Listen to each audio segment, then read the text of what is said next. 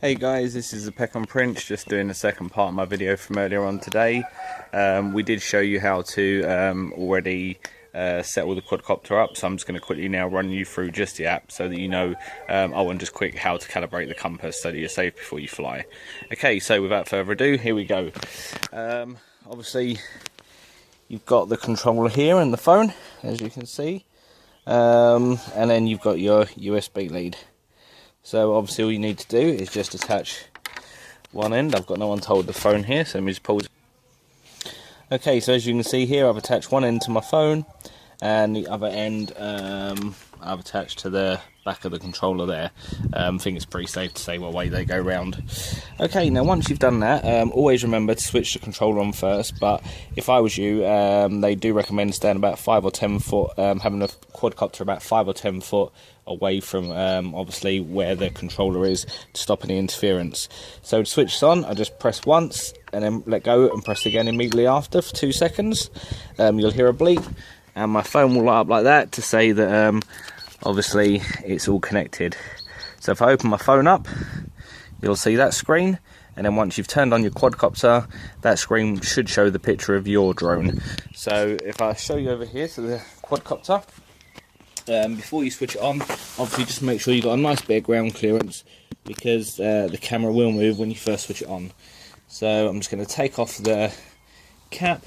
The blades were already put on earlier. As I say, just remembering silver on silver, black on black, like that.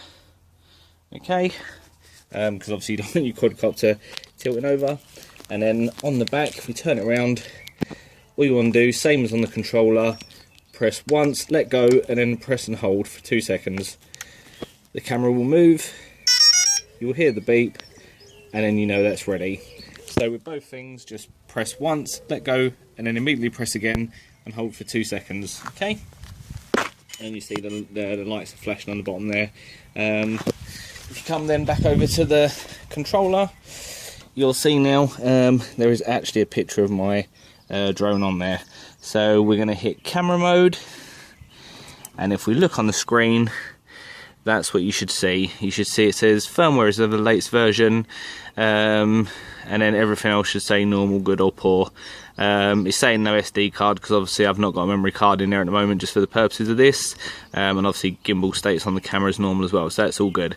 So that's what you should be looking for when you first switch it on. I always recommend calibrating because obviously the satellites need to know where you are when you take off, so that if you lose signal or it goes out of range, it will fly back to where it took off from. So to do that, you just hit that button there that says calibrate and hit OK. As I say, just making sure that nothing's nearby the quadcopter that could interfere with it magnetically. You'll see that picture there, which tells you to rotate rotate clockwise the aircraft for a free 360 degrees. So I'm going to show you how to do it now. So you just go over to the quadcopter.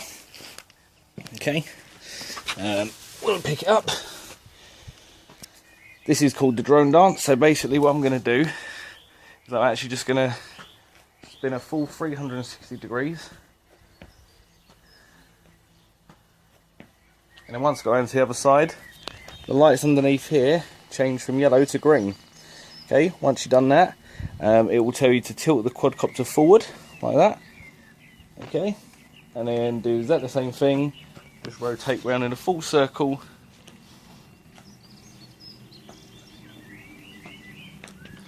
until the green lights start flashing. And as soon as they start flashing, you know that then the home point's been updated. So you can put the quadcopter back down, come back over to the controller, put the phone in the holder if you have one,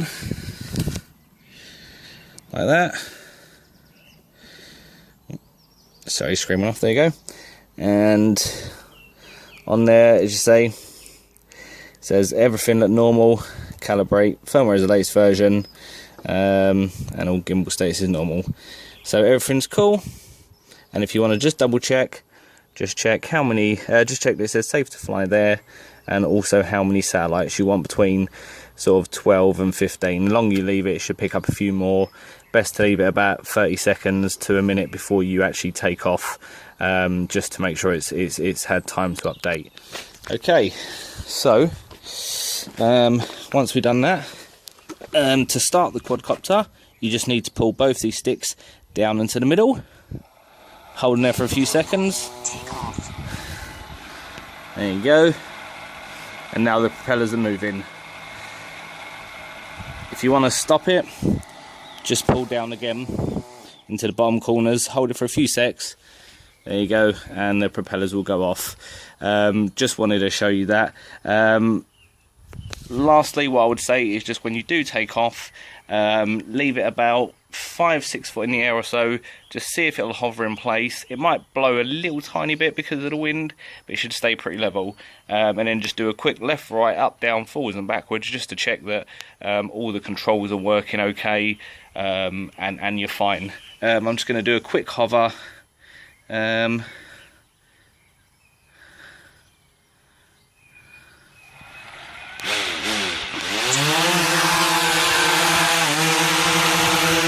Go, and that's basically what it should look like. So it should basically stick just like that when it's hovering, and as long as that's like that, then you're all good to go. Don't forget to hit record on the controller, otherwise you won't record nothing, and then off you go. Let me just make it land now.